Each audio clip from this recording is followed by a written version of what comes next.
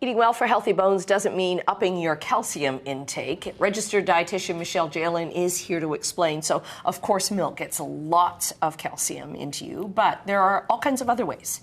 Yes, so there's a lot of plant-based options that are really good for us in terms of bone health, but November is also Osteoporosis Awareness Month, so I want to bring awareness about healthy bones and why it's good to eat well for prevention.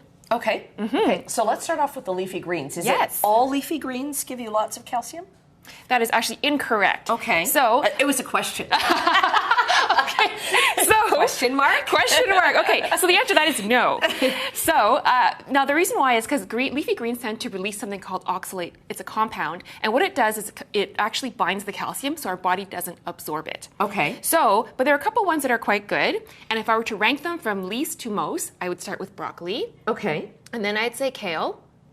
And then I would say collard greens. All right. And what you want to do is, it's actually better to cook them because it actually helps to release the nutrients. So not just the calcium, but the magnesium, the vitamin C, the vitamin K, which are all good for bone health. It actually releases them and makes it easier for your body to absorb them. Okay, so it's just as nutritious if it's raw, but if it's cooked, then it's getting more nutrients into your bloodstream. That's actually a myth. It's actually more nutritious when it's cooked, as long as you don't overcook it. Okay. Yes, and you know it's overcooked when it turns yellow and it looks icky and mushy and stuff. So how much do you need, for a good serving? That's a good question. So normally a serving is about a cup, right? I always try to encourage people to eat more. But besides leafy greens, there are also other foods that you would want to eat throughout the day, which would increase your intake of foods good for bone health. Okay. Okay. So tofu. A lot of people don't know that a lot of tofu is fortified with calcium sulfate, which actually makes it a source of calcium. Okay. And it's also a complete protein, which is fantastic. And it's a plant protein, so if you're looking to not have, dairy or you want to have more plant-based proteins, that's a good one. Another one here is white beans, which also has calcium, which people may not think to. I think our bones are white, so white beans, and that's a good way to remember if you're in the grocery store. So other beans don't have as much calcium? White beans tend to have the most when I did the research. So, and you can make them, you can put it on salads, you can make it into a dip. There's different ways you can consume the white beans. Okay, so now when we go into the grocery store, we see a lot of different plant-based milks. Like that section in the grocery store has just exploded. And it can be confusing for a lot of people. So when you look at the different types of plant-based milks there are a lot of different labels on the packaging. It might say things like it's low calorie or it's non-GMO or whatnot.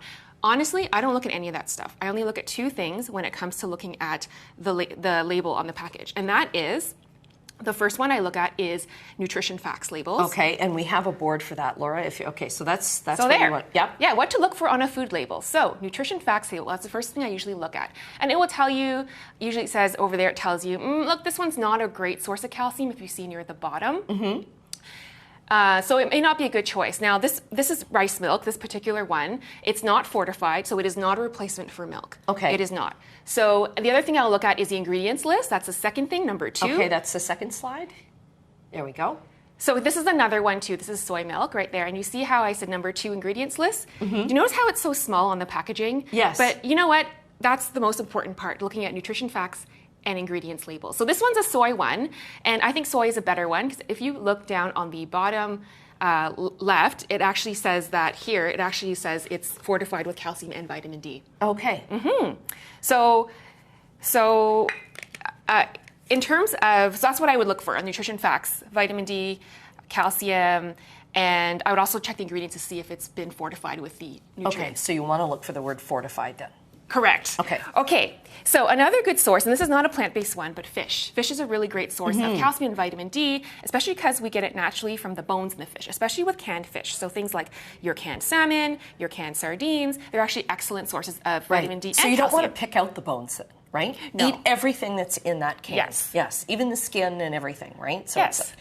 If you all mix it in, it all works. Yeah, no, and it's actually great. You just mash them up and it's fantastic. Yeah.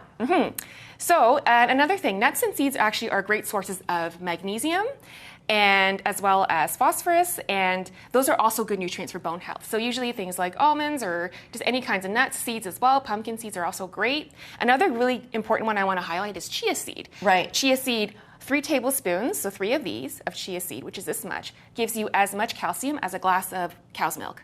Really? Yeah. But you have to let them soak. right? If you want to do a chia seed pudding, yeah, but if you want to eat them like this, you can. I'm not going to say don't. But okay. So some really good alternatives then to a glass of milk and all plant-based. Thanks, Michelle, for coming in.